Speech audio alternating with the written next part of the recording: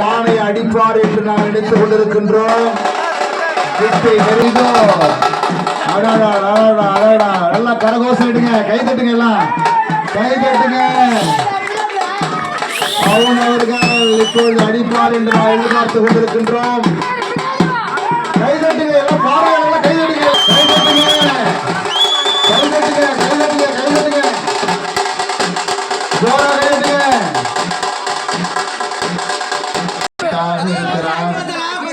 இதோ